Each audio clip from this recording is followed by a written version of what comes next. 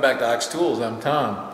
So as you can see, I'm properly socially isolated here in my shop, and it breaks my heart to have to spend more time here in the shop, as you might imagine.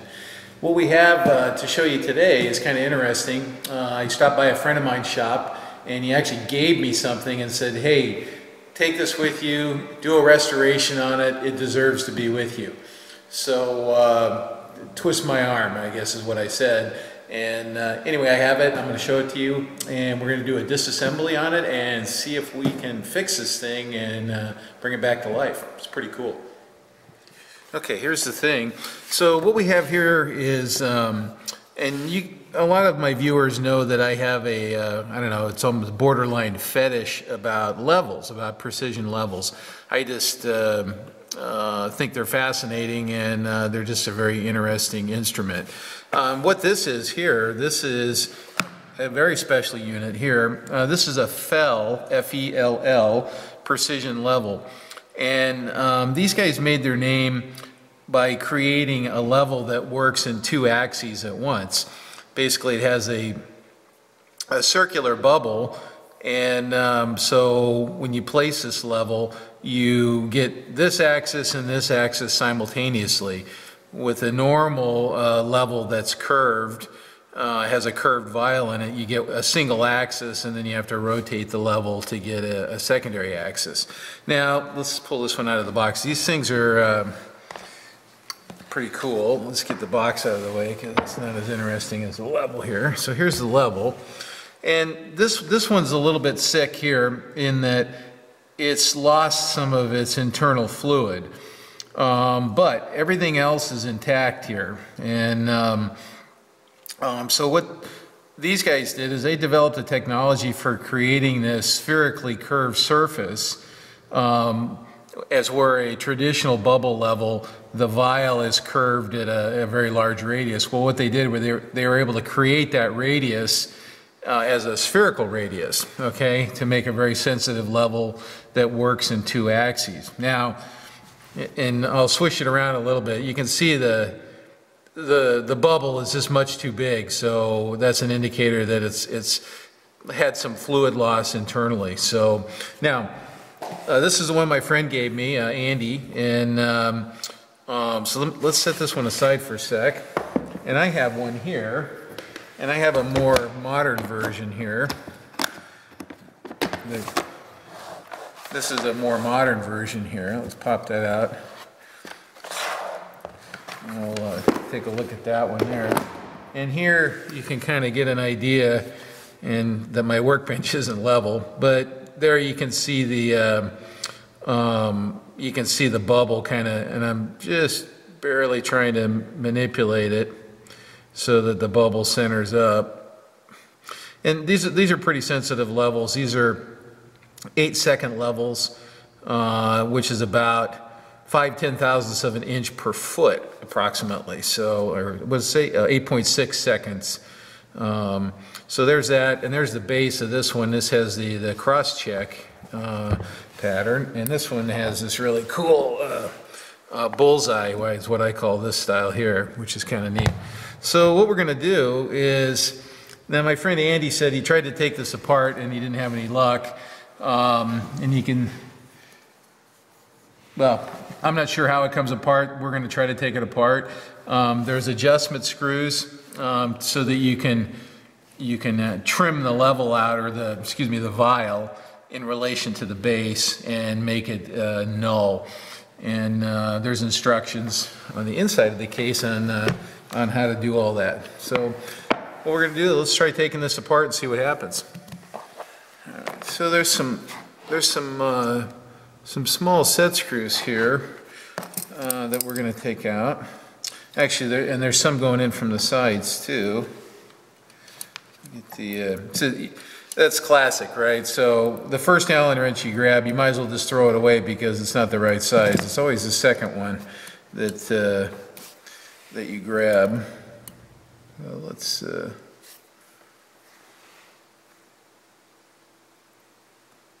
right. So this is a a push-pull arrangement here, so you kind of like a 4-jaw chuck. So once you loosen one, the other one loosens up. All right.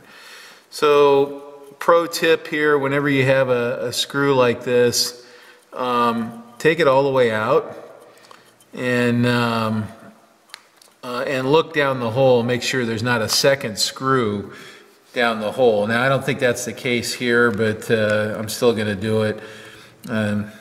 Ask me how I know that, because I got burned many years ago by just loosening a set screw and not taking it all the way out, and there was a second one underneath it that was actually holding the part, and the second screw was just a backup screw.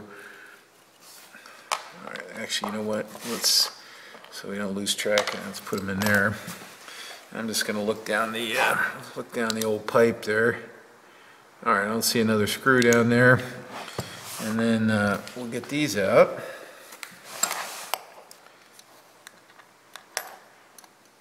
What's going on there? Oh, this one's different. It's slotted. I got it. Let's see. Will this work? I need a smaller. I got to get a different screwdriver here.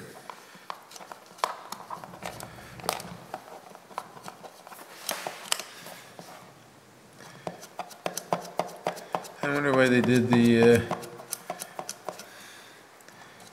these slotted here.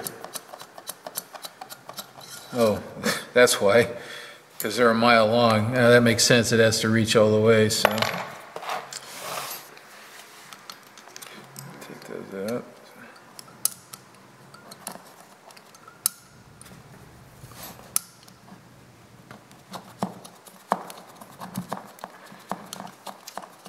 And then this has knurling around it, but I tried cranking it with my hand and I couldn't do anything. So we'll get a strap wrench around there. My assumption is that's threaded. It's not a press-in thing, but I don't know that for sure. So, all right.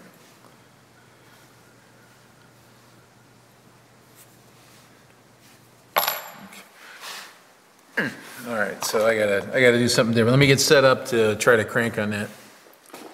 All right,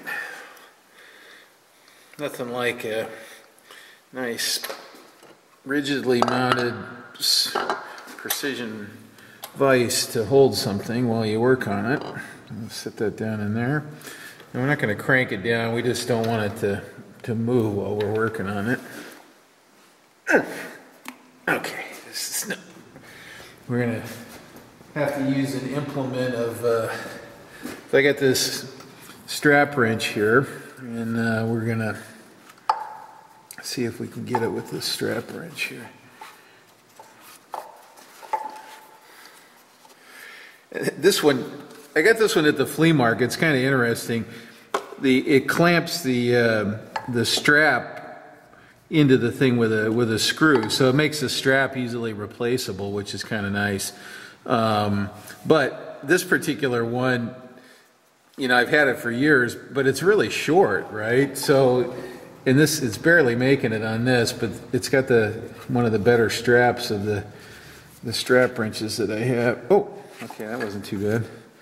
Okay, just a little more than I could do with my hand. And I was right, it is threaded. And I don't know if you guys noticed, but oh yeah, somebody tried working it there. Maybe they thought it pried off or something. Okay, all right, let's put that aside. So somebody's been in here before, or it got bumped really badly or something, because the stadia lines are skewed in relation to the outside of this. So normally they're parallel to the sides, parallel and perpendicular.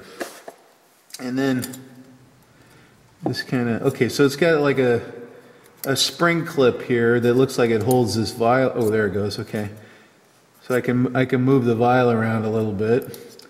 But what I want to do in this case, I think, is I want to take the vial out and see if it has like a fill plug, or what the mechanism for getting the fluid in there looks like. And this is a nice ground glass lens there, which is, this is very nice. Okay, so what is this one here?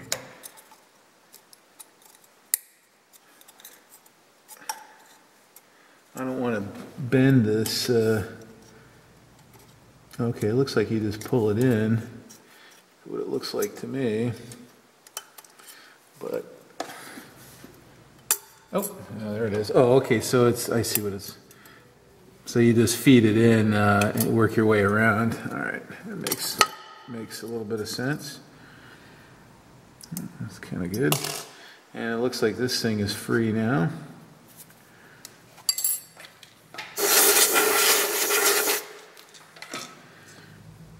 See if we can get that out of there. All right, there's the vial. Oh shit. So, well, that makes it challenging. That makes it challenging. So it looks like they solder they fill it and then they use solder to plug it up. And there, oh, okay, so now we can see it too. Makes sense, there's a little fill hole. Hopefully you guys can see that in there. That's the fill hole. So maybe it's not that big of a deal. Maybe it's not that hard. There's the rest feet. And then there's the base. Now I suspect, and we'll have to check it here, that this rest is curved. Is what I suspect. So I'm going to check that in a sec here and see what it looks like. All right, so far so good. We're going to take a look at the actual base now, and so I ran my precision ground flatstone over the sole of this to get rid of any up stickers or burrs or anything like that. That's pretty good. This will find any little up stickers or nicks. All right, and then I'll turn that over.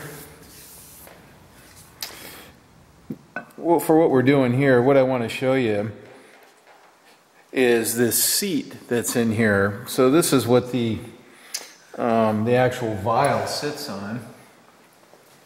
And you see the vial has 3 contact points there, and it sits on that. And that surface, I suspected that it was spherical as well, and it is. And now it's a much larger radius than a much smaller, more curvature radius than the actual vial itself.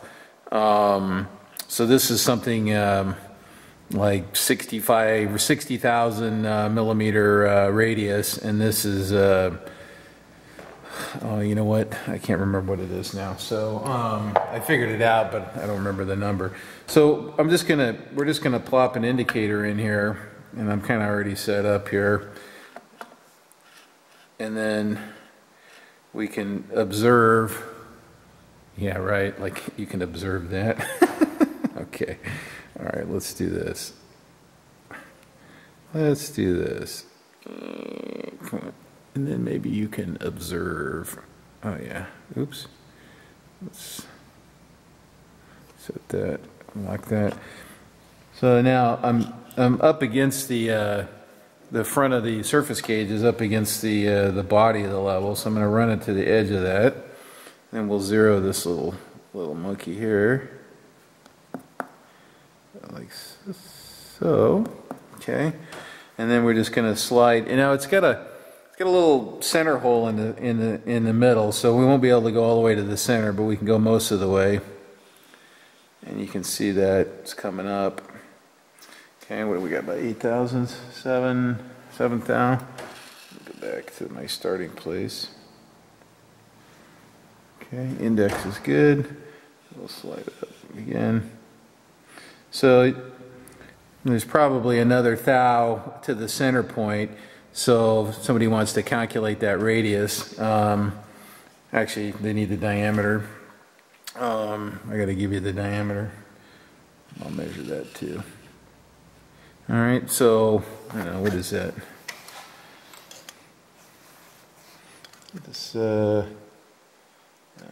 3/4, about 3 3/4 inches, and from one edge to the center we're about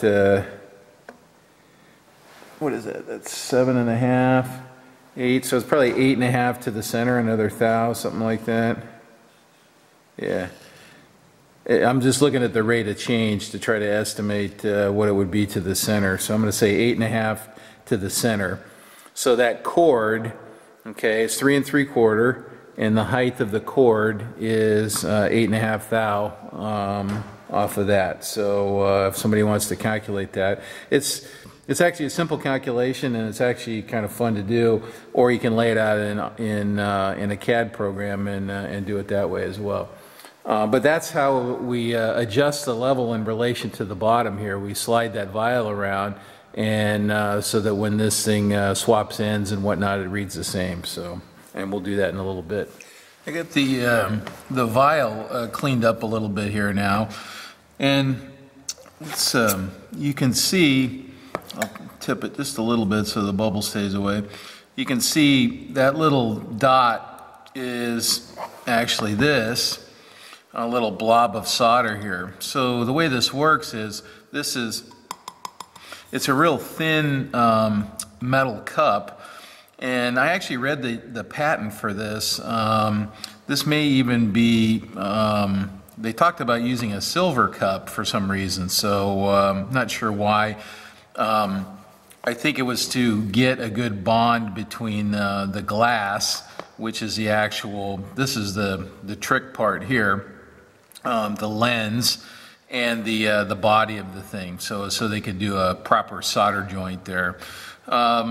So anyway, that's the fill hole there, and that's what we're gonna reopen that hole, and then we're gonna add some fluid in there, and the fluid, you know, I'm not 100% positive what this is, but typically these are filled with like ethanol. Or some alcohol that's colored. Now this stuff here looks a little discolored, like a crummy bourbon or something like that. And we're just going to use 200 proof ethanol and add a little bit to that. Now the question is, you know, how much do we add? So I need to be able to, once I open it, add some and then check it, and then add some and check it until the remaining bubble is the right size. So if that makes sense. I don't know if I mentioned it before, but so the way this works is the inside of this glass here, this glass lens, has a very light curve to it, something like 60,000 millimeters, something like that.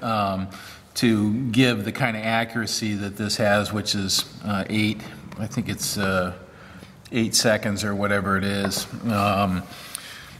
somewhere in there, or 5,000 or 5 10,000s per foot, which is around 8-9 seconds of arc per division, I guess.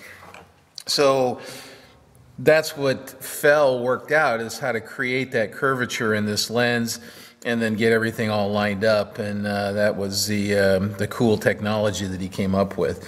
And I'll put the patent number up. I can't remember it right off the top of my head.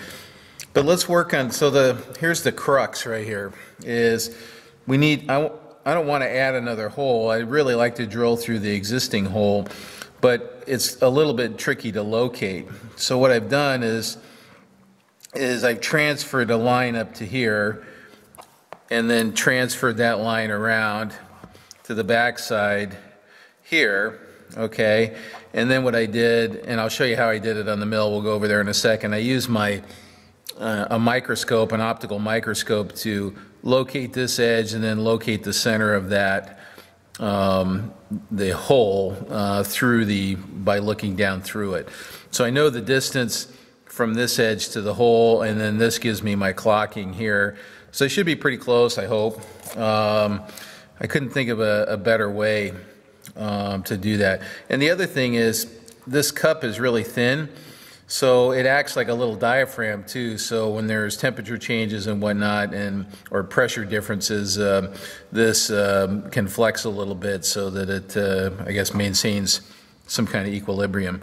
So let's go over in the mill. I'll show you how I did that, and then we'll very gingerly open this up and give it a little squirt of alcohol and see if we can get this going. So this is the little microscope that I use, and this is a center scope, and it fits in the spindle here. And this is a calibration knob here, and what you do is you make a in fact, that's what this is over here. You make a little dot, and then you sweep this in 4 positions until basically the reticle that's inside here doesn't change with rotation. So it doesn't have a very big field of view, but it's big enough to do this kind of stuff, and this is my number off of the edge. So there's nothing for you guys to see with that, unfortunately. And this one's okay.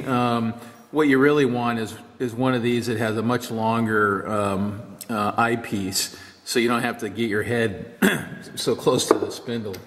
So we're going to turn this over and put this back in like this, and then we're going to just kind of eyeball line it up here just slightly, and then I'm going to use a pointer.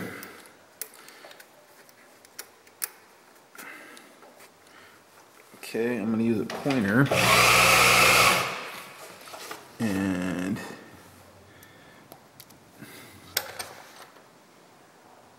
so get on my line, and then I'm just going to come across and see if I'm lined up with the other line, and I'm not quite there. So what I'll do is I'll kind of split that difference right there. I'll go back, and I'll come over a little bit and just double check. That's pretty good. All right, so, and then I think I'm just going to use the pointer. Let me get my magnifier here. Use the pointer to pick up the edge.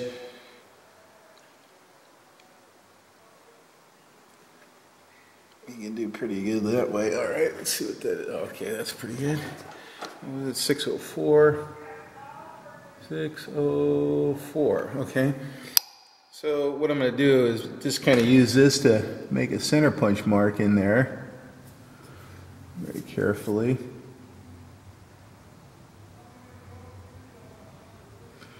And I think I'm just going to, I don't want any chips to go in there, so what I want to do is I'll stand this up and I'll just drill it by hand with a little pin vise and a small drill. That's the diameter of the hypodermic needle I'm going to use. So I got a mark now. That's, I hope, in the right spot, so let's try drilling it. Alright, I think we're about ready here. So we got a little hypodermic needle. Let's measure this thing. I don't want the hole a lot bigger, so it's about 29 thousandths, 28.5 thou. So let's see, I don't want to stab myself with this either. So we're going to use let's use a 65 drill, which is 035.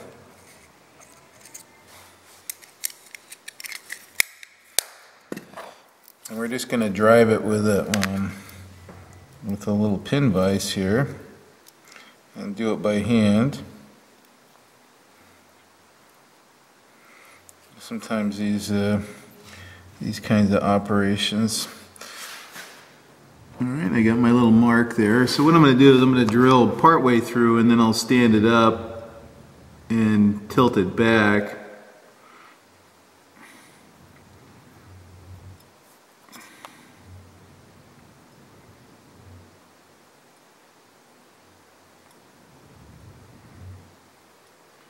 Oh yeah, that's drilling pretty easy. This solder's pretty soft.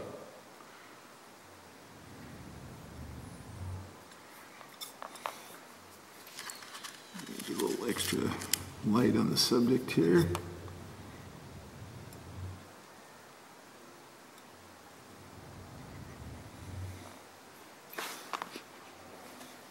Thought I smelled something there. All right, I better stand up here.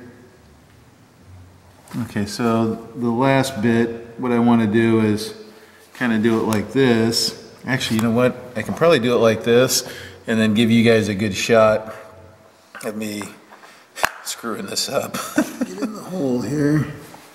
Now the trick is,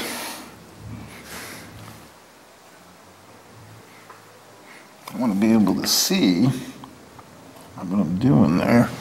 Hope my big head's not in the way there.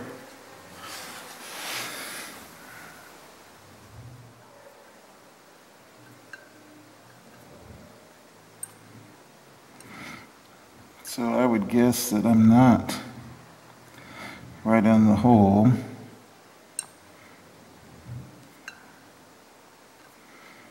And then I'm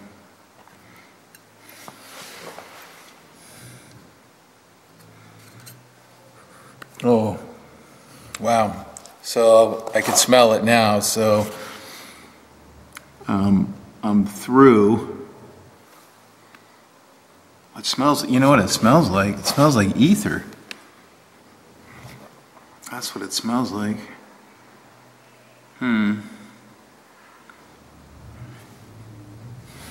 Interesting, okay. Well, maybe I need to drain this thing. God, I'd be surprised if it was ether. That might explain why it evaporated.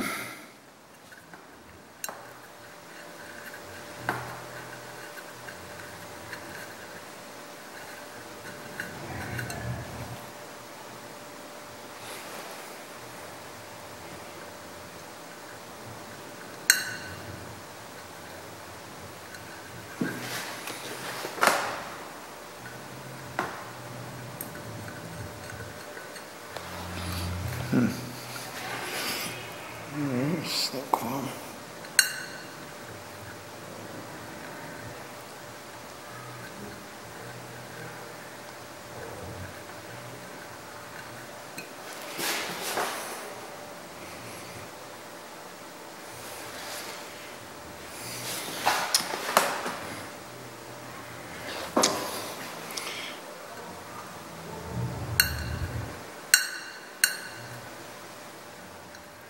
I got the tip of the drill through, and the hole's not quite big enough for this needle here, but I have a smaller one here, 27 gauge, so that does fit through nicely. So I'm going to put that through. I want to watch it on the inside.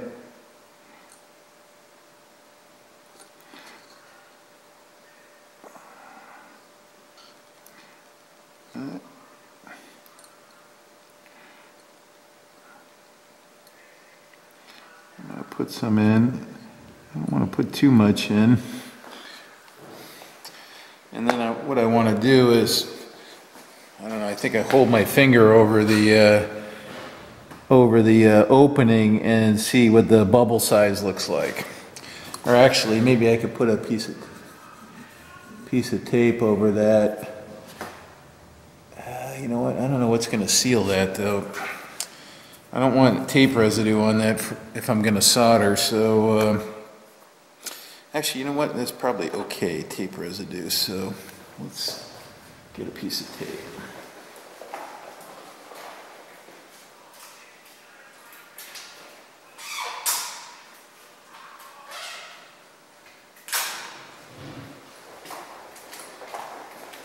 And the reason I say the tape residue is probably okay for a minute is I'll clean that before I solder. So I'm just going to do a quick check here.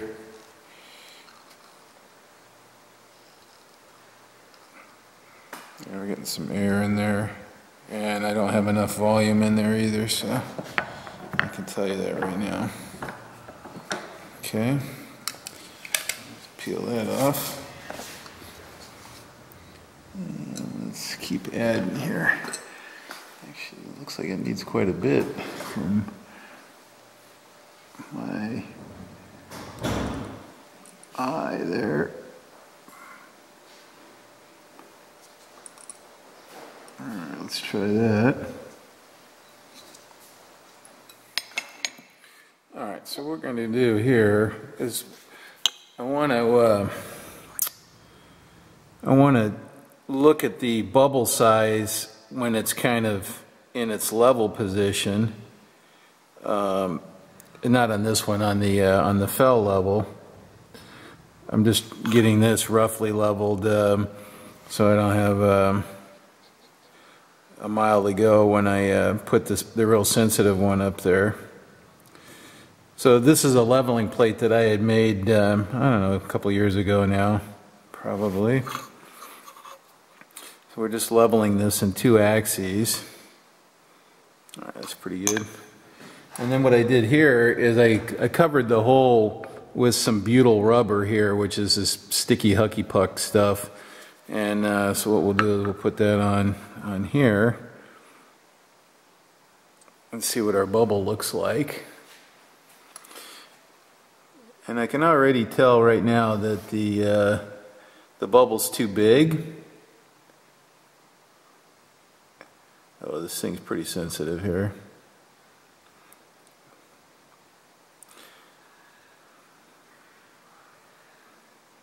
So I'm gonna get my other one out because I think the bubble is about the size of the width of the stadia lines. So when it's centered up, it's just basically just touching the first set of stadia. I think that's how it is. Let's see here. Yeah. Okay, let me get the other one and then we'll take a look at the other one. So I think I was wrong. This bubble is a little bigger than I remembered it. Let's see if we can get this thing centered up nice and get a read on it.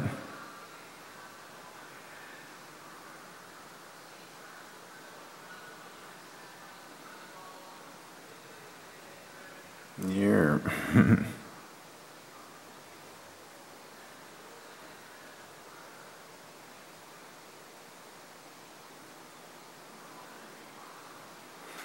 Boy, this thing's sensitive.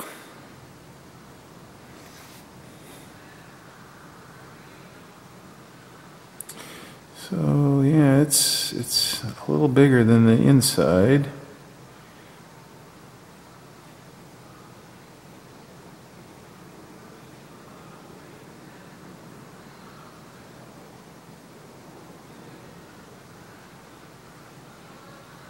What about the second line? So yeah, all right, here's the one we're working on here. It's not bad, actually. Boy, it's hard to decide, huh?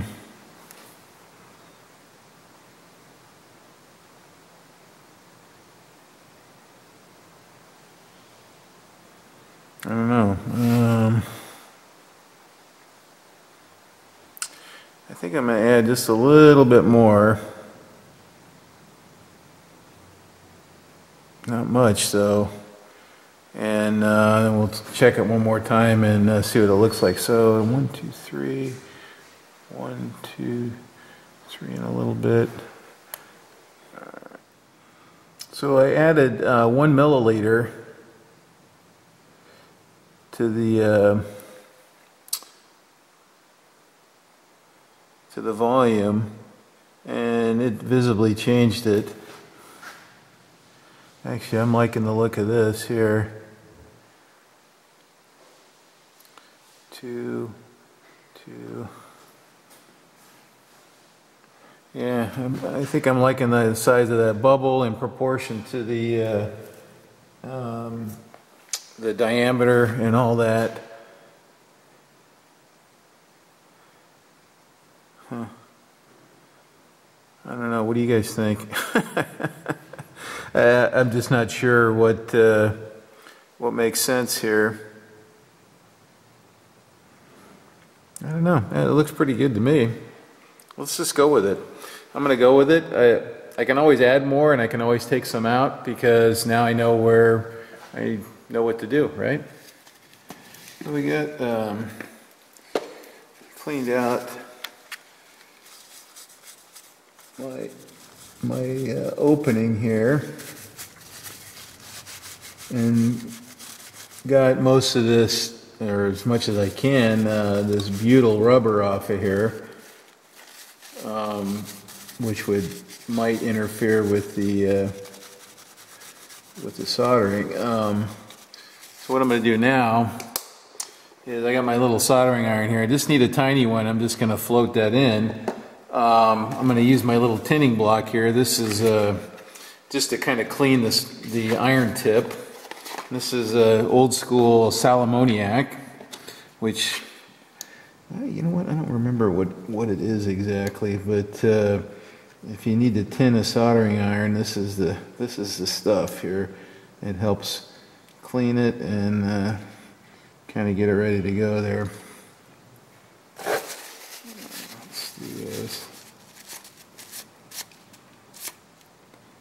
All right, look at that, beautiful, huh? All right, so are we ready? You know what? I'm going to change the shot. I'm going to zoom in, so in case there's any excitement, you guys will see what happened to me, right? It is full of ether, by the way, and ether and alcohol. Hopefully I don't need any flux here.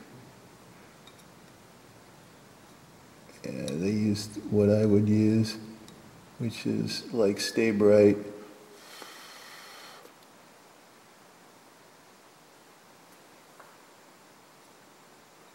Yeah, this is a real low melting temperature solder. It's probably good. You know, so okay, so pay attention here, because the little nutcase inside me wants to play with that more, right? But I would say that is very well sealed. So the danger is, oh yeah, play with it some more, and then you lose what you got. It's got a little burr here that I don't really like, so guess what? I'm doing it. We have to do a nice, neat job, right? That's the idea here. All right, now it's time to get off the horse, I can tell you. All right, unplug. I'm unplugging. Just quit it. All right. Now we'll tip it over here.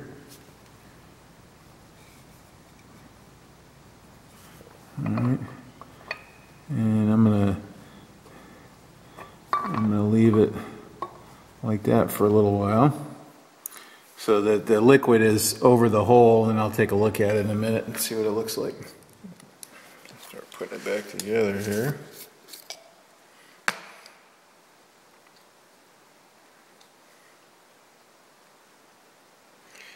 It's about 1,000 times too much.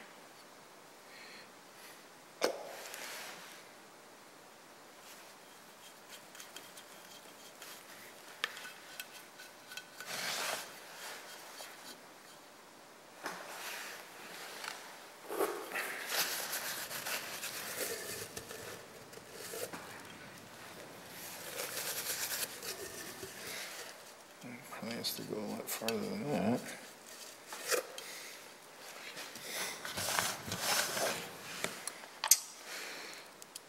So, you know, with little restoration projects like this, it's always,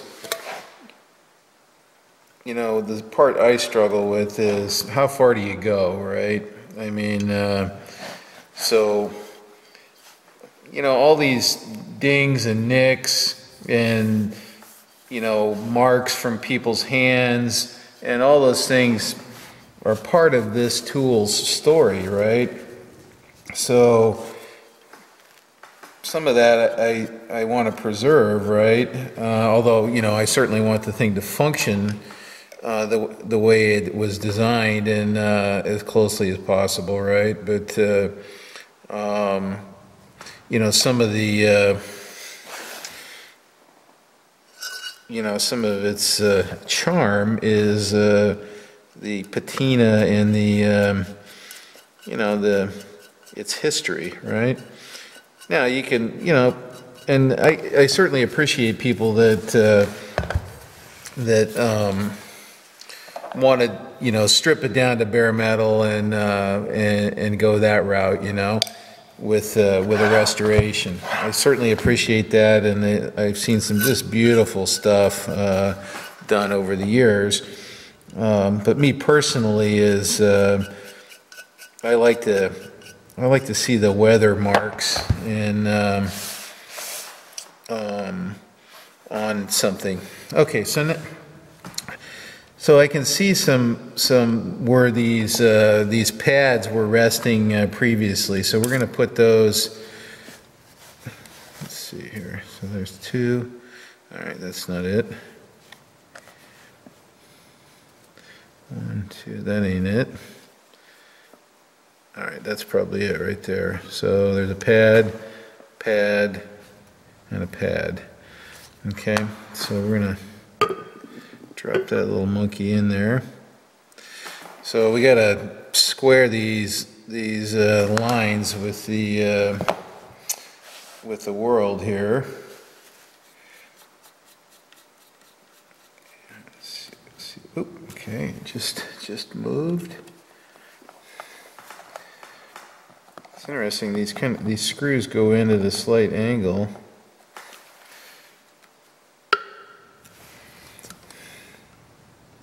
Which is kind of odd in my opinion.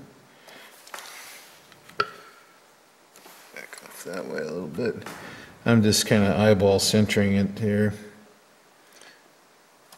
so I can put the spring back in.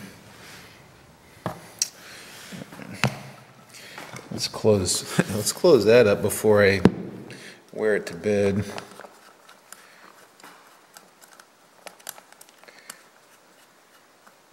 Okay, let's get a block like that.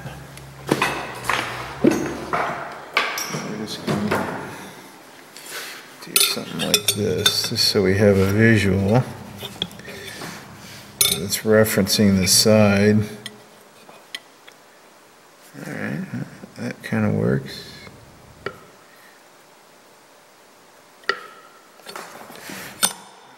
Turn it this way. Just a whisker.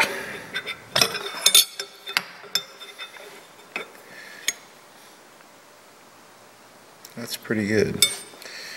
That looks pretty good.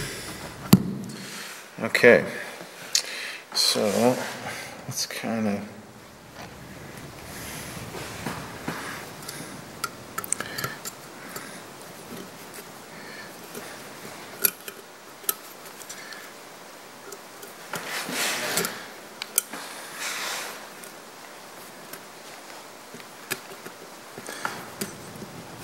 oh, buddy, get in there.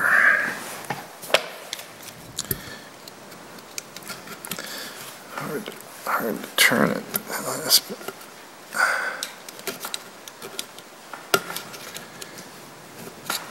Okay, there we go. And I want to stab myself with the end of that spring. Whoops. And I need to, okay, there it goes. This is the calibrating setup for truing this up or calibrating the level. And these levels are actually a little bit tricky to calibrate because you're doing two axes at once. And so I've got it on a leveling plate here, and I made this a while back. And what you do is you just get it close. You get your leveling plate close to start with in two directions, and then that kind of gets you in range when you put the big kahuna up there. And then what's a little bit weird is that this will seek some spot, some polar coordinate here, right? And when you swap it, it should read the same spot, even if it's not necessarily level, I guess is what I want to say. So the bubble might be over here, for example, right? And when you swap it end for end, what you want to see is a bubble kind of come back to that spot, right? And when it repeats, when the bubble repeats position, right? You know, so many lines this way and so many lines this way or whatever, when it repeats, when you swap it end for end, then what you can do is you can bring the plate to get the bubble more central, and then fine-tune it from there. So it takes a few iterations to get it done, and this level is sensitive to temperature, and it's also takes a little while for it to settle out. So the process takes a while. So I'm not going to show it on video, okay? Because it's like really boring video, and you can watch me get pissed off, I guess, and and get frustrated, you know, because you tweak it a little bit and then you go too far. And the adjustment mechanism here with push-pull screws here is pretty crude for trying to adjust something like this. Although it's simple and effective in the end, it's not designed to be, you know, adjusted, you know, every day or, you know, every time you want to use it. So, but you should check it every time you use it. So the last bit is to put the bezel in here, and then we'll go look at the. Oh, you know what? I'm going to leave this loose because what I want to do is I'm going to put a little Easter egg in there for the next person that opens this up and has to work on it. So let's take it back over to the other bench and we'll put it in its box, and then we'll talk about.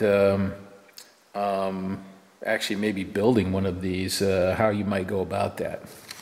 All right, so I think I'll probably clean the case a little bit. It looks like it's been, it's got a little bit of oil on it, and but once again, you know, a lot of this patina, you know, antique furniture and stuff like that, they really want to see the patina on these things, and it helps show their age, and it's part of its history, all the little nicks and dings and stuff like that.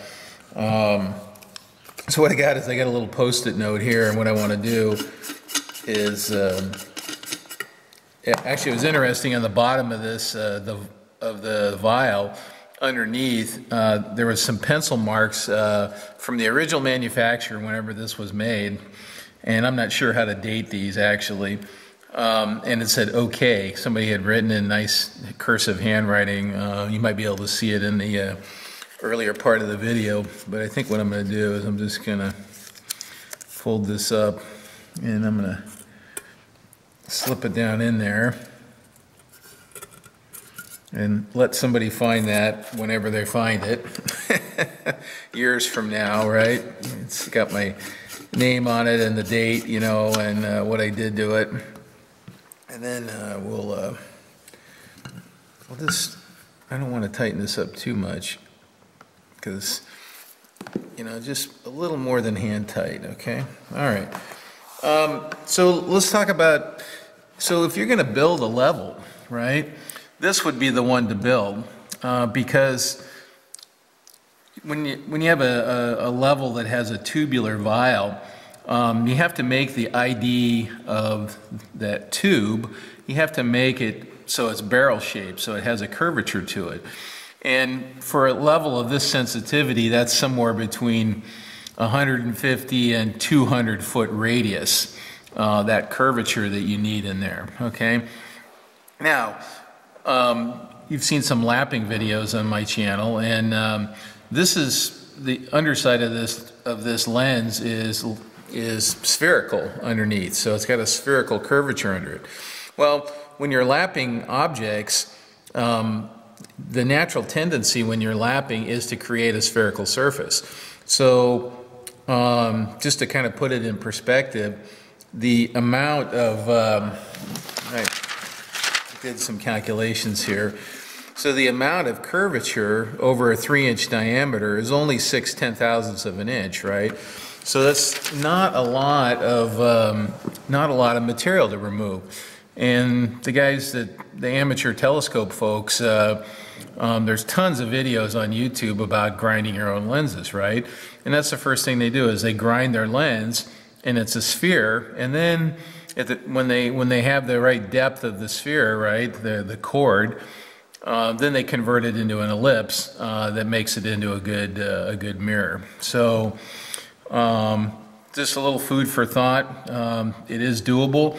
And then the lines, my friend Robin Renzetti did a video on creating a Nikon comparator lens where he actually scribed straight lines and darkened them using some diamond on a razor blade with a straight edge, basically. So you could create these grid lines on the lens too. So anyway, some food for thought. You know, it's not slam dunk, you know, but it's certainly doable if you wanted to build your own cool level like this. Okay?